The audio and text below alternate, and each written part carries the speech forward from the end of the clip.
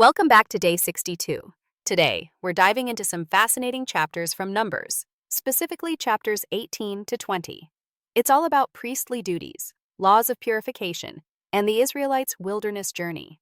Shall we start with the role of Aaron and the Levites? Absolutely. It's interesting how Aaron and his sons are given the responsibility to bear the iniquity of the sanctuary. What do you think that really means? I see it as a deep spiritual accountability. They're not just performing rituals, they're safeguarding holiness, so any mistake could bring serious consequences, not just for them, but for the whole community. Right? And it's striking that the Levites are set apart as helpers to Aaron's family, but are restricted from touching the sanctuary's vessels or altar to avoid death. That's a heavy boundary. It shows how sacred and fragile the system was. It's like being a backstage crew in a theater. You're essential, but you can't step on stage or you might ruin the show or worse. Good analogy. Also, the passage mentions that the Levites get no inheritance of land, but they receive the tithes from Israel as their portion. How do you interpret that arrangement? It's a unique kind of inheritance, spiritual and economic combined. Instead of land, their livelihood depends on serving God and the community. This reinforces their total dedication and reliance on God's provision. And the covenant of salt mentioned, what's your take on that phrase? Salt was a symbol of permanence and loyalty in ancient times, so it suggests that this covenant between God and the priests is enduring, unbreakable. Moving on to chapter 19, the red heifer ritual is quite mysterious. Why a red heifer without blemish, and why burn it outside the camp? The red heifer represents purity and sinlessness, and burning it outside the camp symbolizes removing impurity from the community. It's a physical act to address spiritual uncleanness. The ashes mixed with water used for purification is quite a vivid image. How effective do you think this ritual was in creating a sense of cleansing? Even if not literally cleansing, it's powerful psychologically and spiritually. The act externalizes impurity and provides a ritual pathway to return to community and worship. The law about being unclean for 7 days after touching a dead body is strict. Do you think this was primarily about hygiene or spiritual symbolism? Probably both.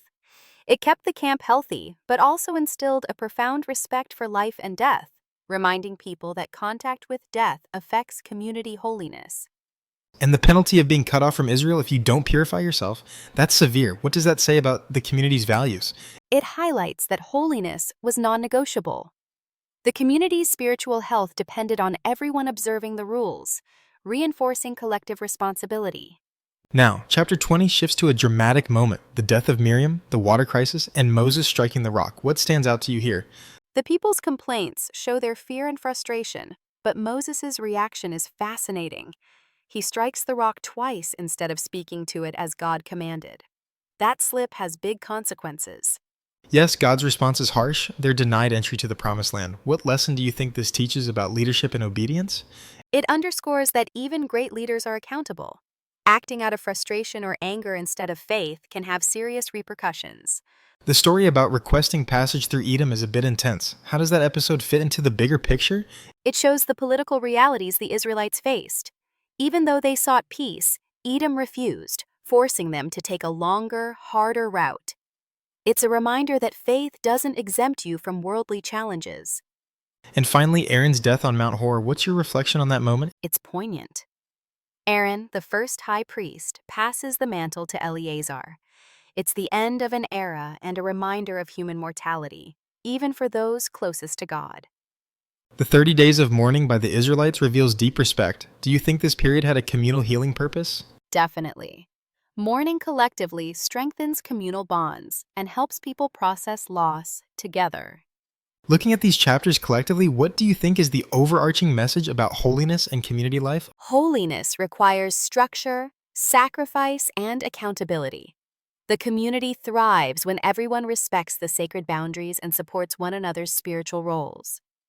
And it's clear that rituals and laws weren't just rules, but ways to maintain relationship with God, self, and community. Exactly.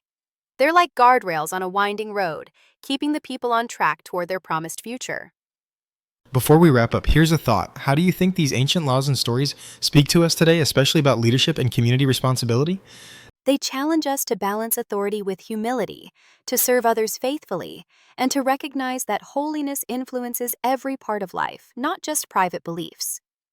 And that sometimes even small failures in leadership can affect everyone. So perhaps the call is to lead with integrity and faithfulness at every step. Well said.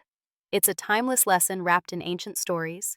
Thanks for this deep dive. Hopefully, listeners feel inspired to reflect on their own roles in their communities. Agreed. Until next time, keep exploring these rich texts and their meanings. Looking forward to our next